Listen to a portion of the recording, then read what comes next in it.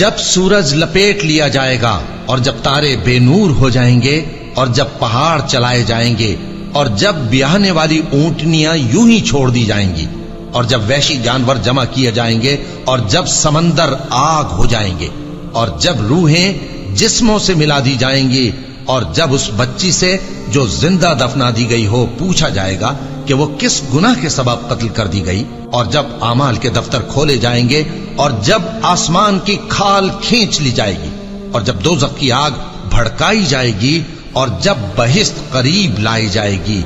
تب ہر شخص معلوم کر لے گا کہ وہ کیا لے کر آیا ہے۔ پس میں ان ستاروں کی قسم کھاتا ہوں جو پیچھے ہٹ جاتے ہیں اور جو سیر کرتے اور غائب ہو جاتے ہیں، اور رات کی قسم جب وہ پھیلنے لگتی ہے، اور صبح کی قسم جب وہ نمودار ہوتی ہے، کہ بے شک یہ قرآن اس فرشتہ عالی مقام کا سنایا ہوا پیغام ہے جو صاحب قوت ہے، مالک عرش کے ہاں اونچے درجے والا ہے، سردار ہے، ساتھ ہی امانت دار ہے۔ اور مکے والو تمہارے رفیق یعنی ہمارے پیغمبر صلی اللہ علیہ وآلہ وسلم دیوانے نہیں ہیں،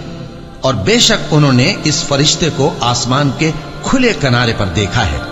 اور وہ غیب کی باتوں کے ظاہر کرنے میں بخیل نہیں، اور یہ کسی شیطان مردود کا کلام نہیں ہے۔ پھر تم لوگ کدھر جا رہے ہو؟ یہ قرآن تو تمام جہانوں کے لیے نصیحت ہے، یعنی اس کے لیے جو تم میں سے سیدھی راہ چلنا چاہے، اور تم لوگ کچھ بھی نہیں چاہ سکتے مگر وہی جو اللہ رب العالمین چاہے۔